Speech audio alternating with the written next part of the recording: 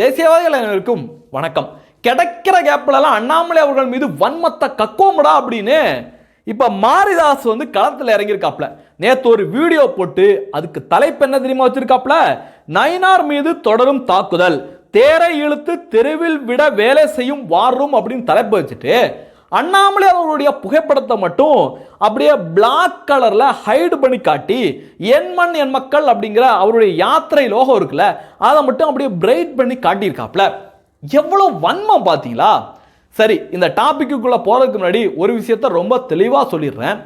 இந்த விதமான டாப்பிக்கை பேசுறதுல எனக்கு கொஞ்சம் கூட உடன்பாடு கிடையாது. இதை பேசணும் அப்படின்னு நினைக்கும் போதே மிகப்பெரிய மனக்குழப்பம். நம்ம நேசிக்கிற இந்த சித்தாந்தத்துக்குள்ள இவ்வளோ பெரிய சலசலப்புகள் நடந்துட்டு இருக்க அப்படிங்கிற மிகப்பெரிய கவலை எனக்குள்ள இருந்தது. நம்மளை மாதிரி நிறைய தொண்டர்களும் குழம்பி போயிருக்காங்க.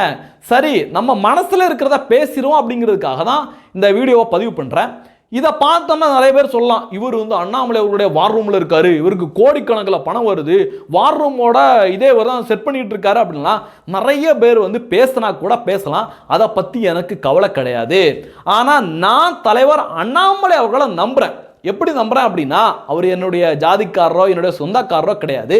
பாரதிய ஜனதா கட்சியோட சித்தாந்தத்தை எப்படி தூக்கி சமக்கிற வலிமை பிரதமர் நரேந்திர மோடி அவர்களுக்கு இருந்துச்சோ, சித்தாந்த முகமா பிரதமர் நரேந்திர மோடி அவர்கள் அகில இந்தியா லெவலில் இருக்காரோ, அதே மாதிரி தமிழகத்தில் பாரதிய ஜனதா கட்சியோட சித்தாந்தத்தை தூக்கி சமக்கக்கூடிய அந்த தில்லும் கெப்பாசிட்டியும் உள்ள தலைவர் அண்ணாமலை அப்படின்னு நான் நம்புறேன். பாரதிய ஜனதா கட்சியோட சித்தாந்த முகம், தமிழக சித்தாந்த முகமா அண்ணாமலை அவர்கள் இருக்காரு அப்படிங்கிறத நான் உறுதியா நம்புறேன்.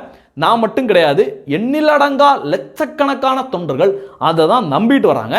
அதனால எனக்கு இவங்க என்ன பேசுறான்னு கவலை கிடையாது. நேற்று மாரிதாஸ் அவர்கள் பேசிய வீடியோவில் பார்த்தீங்கன்னா, நயினார் மீது தொடரும் தாக்குதல் அப்படின்னு சொல்லியிருக்காரு. மதிப்புக்குரிய மாநில தலைவர் நயினார் நாகேந்திரன் அவர்கள் பதவி ஏற்ற உடனே அவர் பேசினது எல்லார்ட்டையும் மிகப்பெரிய வரவேற்பை பெற்றது. ஏன்னா மிகப்பெரிய ஒரு தலைமை அண்ணாமலை அவர்கள், மக்கள் சக்தி உடைய அந்த மாநில தலைவராக அண்ணாமலை அவர்கள் இருந்தார். அவர் மாநில தலைவராக தொடரல, அவர் இடத்துக்கு நயினார் நாகேந்திரன் அவர்கள் வர்றாரு. அப்போ நயினார் நாகேந்திரன் அவர்களுடைய அந்த பேச்சு, அந்த நடவடிக்கையெல்லாம் பார்க்கல, உண்மையிலேயே ஒரு எப்படி பாராட்டுறதுன்னு தெரியல, அந்த அளவில் இருந்துச்சு. அண்ணாமலை அவர்களுக்கு மிகப்பெரிய மரியாதை கொடுத்தாரு. போகிற இடத்துல எல்லாம் அண்ணாமலை அவர்களை பெருமையாக பேசாத இடமே கிடையாது. அதுபோல் அண்ணாமலை அவர்களும் நயினார் நாகேந்திரன் அவர்களுக்கு அவ்வளோ மரியாதை கொடுத்தாரு. இன்னமும் மரியாதை கொடுத்துட்டு இருக்காங்க, அது தொடர்ந்துகிட்டு தான் இருக்கு. ஆனால் எப்போ நயினார் நாகேந்திரன் அவர்கள் மீதான விமர்சனம் தொடங்குது அப்படின்னு பார்த்தீங்கன்னா, ஏடிஎம்கே காரவங்க பிஜேபி மேல கடுமையா தாக்குறாங்க. குறிப்பா அண்ணாமலை அவர்கள் மீது கடுமையான வன்மத்தோட தாக்குதல் நடத்திட்டு இருக்காங்க. கொச்சையா பேசிட்டு இருக்காங்க. பேசுறது ஒட்டுமொத்த அதிமுகவும் பேசுதா அப்படின்னா அதெல்லாம் கிடையாது. அதிமுகவுக்குள்ளேயே அண்ணாமலை அவர்கள் வேண்டும், அண்ணாமலை அவர்களுடைய பிரச்சாரம் வலிமை சேர்க்கும் அப்படின்னு நம்பக்கூடிய 90 விழுக்காடு தொண்டர்கள் இருக்காங்க. ஆனால் அந்த 10 விழுக்காடு அண்ணாமலை அவர்களுக்கு எதிராக வேலை செய்யக்கூடியவங்களும் இருக்காங்க. ஏன்னா அண்ணாமலை அவர்கள் உங்களுக்கே தெரியும், அண்ணாமலை அவர்கள் மாநில தலைவராக இருந்த போது ஏடிஎம்கே அப்படிங்கிற ஒரு கட்சியவே ஹெட்லைன்ல கொண்டே வரல. ஃபைட்டே எங்களுக்கும் திமுகவுக்கும் தாப்பா அப்படின்னு திமுகவை வேட்டையாடிட்டு இருந்தாரு. அதனால கோவத்தினால அவங்க கண்ணா பின்னான்னு திட்டமிட்டு செய்கிறாங்களா அப்படின்னு தெரியல, கண்ணா பின்னான்னு விமர்சனம் பண்ணிட்டு இருந்தாங்க. ஆனால் மாநில தலைவர் மீதான விமர்சனம் எப்போ தொடங்குது அப்படின்னு பார்த்தீங்கன்னா, ஏடிஎம்கேல இருக்கிற ஒரு செட் ஆஃப் குரூப் அண்ணாமலை அவங்கள டார்கெட் பண்ணி விமர்சனம் பண்ணிட்டு இருக்காங்க. பிஜேபியை வன்மத்தோட விமர்சனம் பண்றாங்க. பிஜேபி ஒண்ணுமே செல்வாக்கு இல்லாத கட்சிப்பா, இந்த திமுக ஒரு காலத்தில் பண்ணாங்கல்ல நோட்டா கட்சி அப்படிங்கிற விமர்சனத்தை ஒட்டுமொத்த அதிமுகவும் வச்சதுன்னு நான் சொல்ல மாட்டேன். ஒரு சின்ன குரூப் தொடர்ந்து விமர்சனம் பண்ணிக்கிட்டே வந்தாங்க. அந்த விமர்சனத்துக்கு பாரதிய ஜனதா கட்சியிலிருந்து தக்க பதிலடி பாரதிய ஜனதா கட்சி தொண்டர்களால இந்த பதவிக்கெல்லாம் ஆசைப்படாம எங்களுக்கு இந்த கட்சியோட நலன் முக்கியம் அப்படின்னு இருக்காங்களே, அந்த தொண்டர்கள் கடுமையான எதிர்வினை ஆடிட்டு இருந்தாங்க. அந்த நேரத்தில் எல்லா நியூஸ்லையும் ஒரு செய்தி வருது, பாரதிய ஜனதா கட்சியினர் அதிமுகவை விமர்சிக்க கூடாது அப்படின்னு செய்தி வருது. பாரதிய ஜனதா கட்சியினர் வாண்டடா போய் அதிமுகவை விமர்சனம் பண்ணல, அவங்க அண்ணாமலை அவர்கள் மீது வச்ச விமர்சனத்துக்கு தான் பதிலடி கொடுத்தாங்க.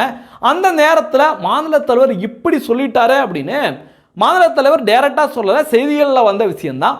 உடனடியாக அவருக்கு எதிராக ரியாக்ஷன்கள். எல்லாருமே வந்து ஏன் நீங்க இப்படி சொல்றீங்க, முதல்ல அதிமுகவோட வாய் அடக்குங்க, அவங்கள பேசாம இருக்க சொல்லுங்க அப்படின்னு நிறைய பேர் கருத்துக்களை பகிர்ந்துட்டு வந்தாங்க. இந்த விஷயம் முடிஞ்சுதா? அடுத்து எங்க இருந்து பிரச்சனை தொடங்குது அப்படின்னு பாத்தீங்கன்னா, மாநில தலைவர் ஒரு சேனலுக்கு பேட்டி கொடுக்கிறாரு. அப்ப அந்த செய்தியாளர் கேட்கிறாரு, நீங்க எத்தனை இடங்களை கேட்டு பெறுவீங்க அப்படின்னு கேட்டோன்னே, இடங்கள் முக்கியம் இல்லை, எண்ணங்கள் தான் முக்கியம் அப்படின்னு சொல்லிடுறாரு. அதுவும் அந்த நேரத்தில் தொண்டர்கள் மத்தியில் மிகப்பெரிய ஒரு கோபத்தை உண்டு பண்ணி மாநில தலைவருக்கு எதிராக அந்த நேரத்தில் பேசுனது உண்மைதான். அதற்கு அந்த பேட்டி மட்டும் காரணம் கிடையாது, இந்த தொண்டர்கள் மட்டும் காரணம் கிடையாது. இந்த ஏடிஎம்கே கிட்ட வாங்கிட்டு இந்த ஜேவி ஸ்ரீராம், கோலாகலா சீனிவாசன் போன்றவர்கள் அந்த நேரத்தில் என்ன சொல்லிட்டு இருந்தாங்க, பிஜேபிக்கு 20 சீட்டு 25 சீட்டுப்பா, அதில் ஜெயிச்சுட்டு வந்தா போதும்பா அப்படிங்கிற மாதிரிலாம் தெனாவட்டா பேசிட்டு இருந்தாங்க. அதை நம்பிய தொண்டர்கள் என்னையா அது ரொம்ப கீழே போயிட்டு இருக்க, சீட்டு இவங்க வந்து 20 சீட்டு 25 சீட்டு தான் வாங்குவாங்களோ அப்படின்னு அந்த இடத்துல கோவத்தை வெளிக்காட்டிட்டு இருந்தாங்க. அதுக்கு காரணம் என்ன அப்படின்னு பார்த்தீங்கன்னா, இந்த திமுகவில் ஒட்டுண்ணி போல இருக்காங்கல்ல, அடித்தாலும் போக மாட்டோம்னு இருக்காங்கல்ல, இந்த காங்கிரஸ், இந்த கம்யூனிஸ்ட்டு 25 கோடிக்கு தாங்க கட்சி அட வச்சுட்டாங்க. அப்புறம் பிளாஸ்டிக் சேர் திருமா, வைகோ, இவங்கள மாதிரி கட்சி கிடையாது பிஜேபி.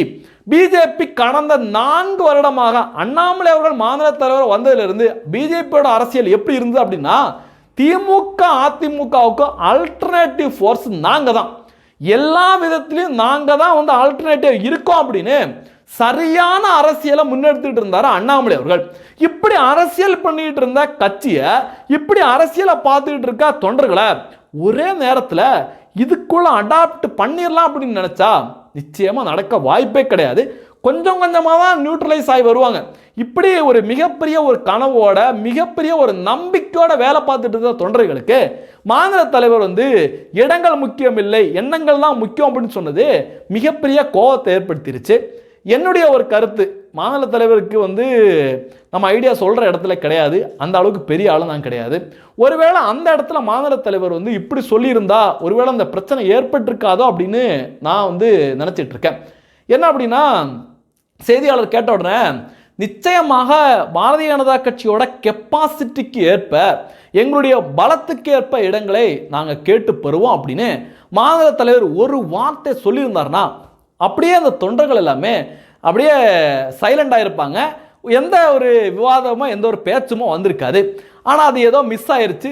சரி, அவர் எதை நினச்சி சொன்னார், எவ்வளோ இடங்கள் வாங்க போகிறாங்கலாம் இனிமேல் தான் தெரியும். அதனால் தொண்டர்கள் அது வரைக்கும் பொறுமை காக்குவது ரொம்ப நல்லது.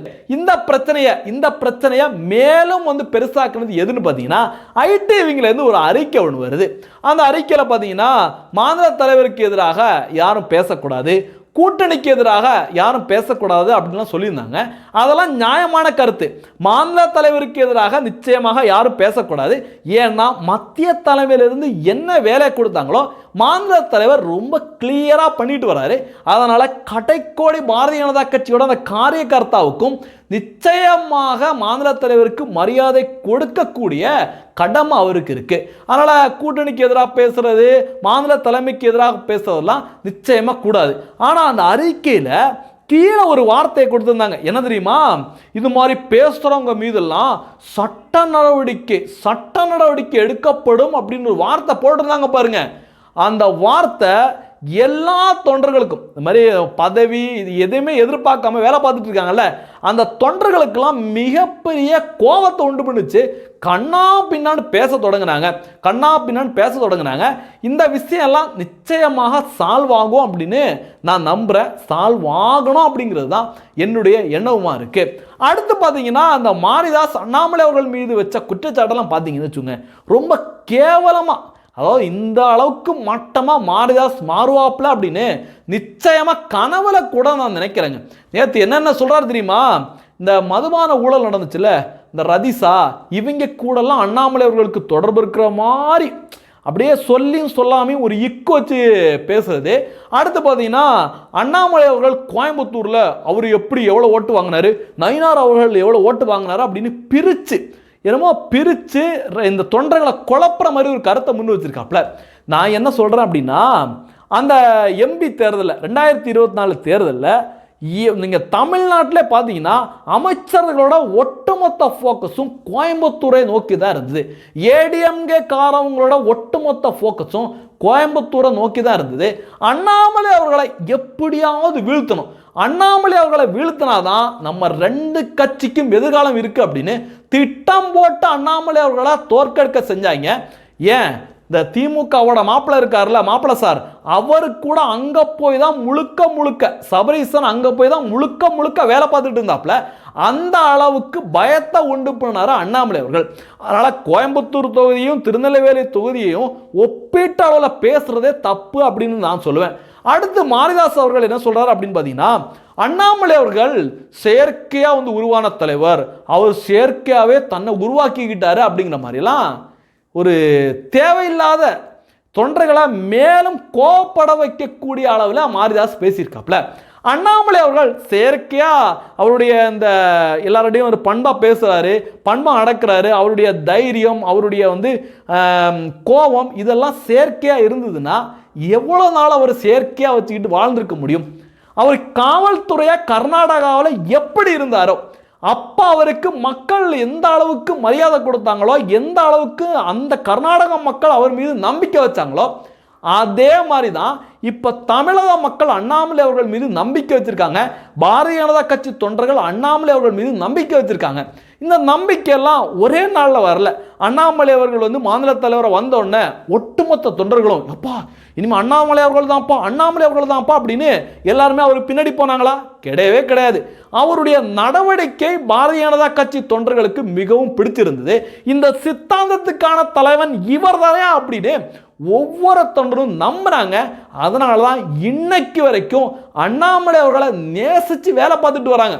யாரும் காசு பணத்துக்காகவோ யாரும் வார் ரூம் வச்சு அவங்க எங்களுக்கு பணம் கொட்டுவாங்களோ அப்படின்லாம் யாருமே வேலை செய்யல. அண்ணாமலை அவர்களை நம்பி வேலை செஞ்சுட்டு இருக்காங்க. ஆனா அந்த மாரிதாஸ் போன்றவர்களுக்கெல்லாம் எவ்வளவு வன்மம் பாருங்க. இதே மாரிதாஸ் இருக்காப்லையே, பிரதமர் நரேந்திர மோடி அவர்களை நான் மதிக்கிறேன், பிரதமர் நரேந்திர மோடி அவர்களுக்கு நான் மரியாதை கொடுக்குறேன் அப்படின்னு பயங்கரமா பேசியிருப்பாப்ல. இப்ப இப்படி பேசின மாரிதாஸ் மீது மக்களுக்கு மிகப்பெரிய அளவில் சந்தேகம் எழுந்திருக்கு. ஏன் அப்படின்னா அண்ணாமலை அவர்களை பிரதமர் நரேந்திர மோடி அவர்கள் எந்த அளவுக்கு நேசிக்கிறாரு, எந்த அளவுக்கு மதிக்கிறாரு. சாதாரண மரியாதை கிடையாதுங்க. பிரதமர் நரேந்திர மோடி அவர்கள் தமிழகத்துக்கு வந்தபோது அண்ணாமலை அவர்களை தன்னுடைய பாதுகாப்பு விதிகளை மீறி அண்ணாமலை அவர்களை தன்னுடைய கார்ல ஏற்றி பக்கத்தில் உட்கார வச்சு அவரிடம் 1 மணி நேரம் பிரதமர் நரேந்திர மோடி அவர்கள் டிராவல்ல பேசிட்டு போயிருக்காரு. எந்த அளவுக்கு நம்பிக்கை பாருங்க. உலக நாடுகள்லாம் இன்னைக்கு பிரதமர் நரேந்திர மோடி அவர்கள்ட்ட பேசுறதுக்கு அப்பாயின்மெண்ட் கிடைக்காத அப்படின்னு தவம் கடந்துட்டு இருக்காங்க. அப்படிப்பட்ட தலைவன் அண்ணாமலை அவர்களை எந்த அளவுக்கு நம்பி இருக்காரு. பிரதமர் நரேந்திர மோடி அவர்களோட நம்பிக்கை நட்சத்திரமா அண்ணாமலை அவர்கள் எப்படி ஜொலிச்சிட்டு இருக்காரு அப்படின்னு இவங்களுக்கு தெரியறதுக்கு வாய்ப்பே கிடையாது. இப்போ மாரிதாஸ் சொல்றாப்ல, திமுகவோட ரகசிய உடன்பாடு, வார் ரூமை வச்சு சொந்த கட்சியை எப்படி பண்ணிக்கிட்டு இருக்காரு, அவர் அப்படி பண்ணாரு, செயற்கை உருவான தலைவர்லாம் சொல்லிட்டு இருக்காருல்ல, இது பிரதமர் நரேந்திர மோடி அவர்களுக்கு தெரியாதா? பிரதமர் நரேந்திர மோடி அவர்கள் இதெல்லாம் தெரிஞ்ச அண்ணாமலை அவர்களை மதிச்சிருப்பாரா? அண்ணாமலை அவர்கள் மீது இந்த அளவுக்கு மரியாதை வச்சிருப்பாரா அப்படின்னு மாரிதாஸ் தான் பதில் சொல்லணும். வாய்க்கு வந்ததை பேச வேண்டியது. அண்ணாமலை அவர்கள் வந்ததுனால எந்தவித பதவியும் கிடைக்காத விரக்தியில இந்த மாதிரி மாரிதாஸ் மட்டும் கிடையாது, நிறைய கும்பல் இருக்காங்க. நிறைய கும்பல் இன்னைக்கு அண்ணாமலை அவர்களை பிராண்டி வைக்கிறதுக்கு அப்படியே பயங்கரமா எப்ப அப்படின்னு காத்துட்டு கிடக்குறாங்க. ஆனா இந்த சில்லறைங்க என்னதான் அவதூறு பரப்புனாலும் அண்ணாமலை அவர்கள் மக்கள் மத்தியிலையும் தொண்டர்கள் மத்தியிலையும் இன்னைக்கு ராஜாவா தான் இருந்துட்டு இருக்காரு. தொண்டர்களுக்கு என்னுடைய அன்பு வேண்டுகோள், மத்திய தலைமை எடுத்த முடிவு நிச்சயமாக சரியான முடிவாக தான் இருக்கும். ஏன்னா அவங்க எடுத்தாங்க ஒத்தம் அப்படின்னு முடிவெல்லாம் எடுக்க மாட்டாங்க. எவ்வளவோ மாநிலத்தில் எவ்வளவோ அரசியலை பார்த்தவங்க, அதனால சரியான முடிவை தான் எடுத்திருப்பாங்க. இந்த கூட்டணி சம்பந்தமாக நம்ம தேவையில்லாத கருத்துக்களை இனிமே பேச வேண்டாம். நிச்சயமாக நல்லது நடக்கும். ஏன்னா அண்ணாமலை அவர்களும் இந்த விஷயத்துக்கெல்லாம் தெரிஞ்சு இந்த விஷயத்தெல்லாம் மத்திய தலைமையிடம் கன்வே பண்ணியிருப்பாரு. அதனால தான் அவரும் சைலண்டாக ஒதுங்கி இருக்காரு. அவருக்குன்னு ஒரு காலம் வரும், பாரதிய ஜனதா கட்சிக்குன்னு ஒரு காலம் வரும், அப்போ சும்மா அடித்து விளையாட தொடங்குவோம். குறிப்பாக ரங்கராஜ் பாண்டே அவர்கள் சொல்கிற மாதிரி அண்ணாமலை அவர்களுக்கு இன்னும் 30 வருஷம் அரசியல் எதிர்காலம் இருக்குது. அவர் பிரைம் மினிஸ்டர் கேண்டிடேட்டாக வரக்கூடிய கெப்பாசிட்டி அவருக்கு இருக்கு அப்படிங்கிறதெல்லாம் அவர் சொல்லியிருப்பாரு. அது போல நடக்கக்கூடிய பரிபூர்ணமான வாய்ப்புகள் ஏராளம் இருக்கு. 2026 தேர்தலுக்கு அப்புறம் அண்ணாமலை அவர்களோட காலமாக தான் இருக்கும் அப்படிங்கிறத நான் நம்புறேன். இந்த தகவல்களை பற்றி நீங்க என்ன நினைக்கிறீங்க அப்படிங்கிறதையும் பதிவு பண்ணுங்க. அடுத்து இன்னொரு விஷயத்தை உங்கள்கிட்ட ஷேர் பண்ணிக்கணும் அப்படின்னு ஆசைப்படுறேன். நம்முடைய பாரத் ஃபர்ஸ்ட் சேனலுக்கு நீங்கள் பேராதரவை, மிகப்பெரிய ஆதரவை கொடுத்துட்டு வரீங்க. எல்லாருக்குமே நெஞ்சார்ந்த நன்றியை தெரிவிச்சுக்கிறேன். நம்முடைய சேனலுக்கு அடுத்த கட்ட வளர்ச்சிக்காக ஒரு கேமரா, இப்போ நம்ம வந்து மொபைலில் தான் ஷூட் பண்ணிட்டு இருக்கோம் அந்த வீடியோக்கள் எல்லாமே, ஒரு கேமரா, ஒரு சிஸ்டம் இதெல்லாம் வாங்கலாம் அப்படின்னு முடிவு பண்ணியிருக்கோம். நீங்கள் அதுக்கு பங்களிப்பாக ஏதாவது உதவி பண்ண நினச்சிங்கன்னா டிஸ்கிரிப்ஷனில் ஜிபே நம்பர், அக்கௌண்ட் நம்பர் எல்லாமே கொடுத்துருக்கேன். நன்றி. ஜெய்ஹிந்த். வந்தே மாதரம்.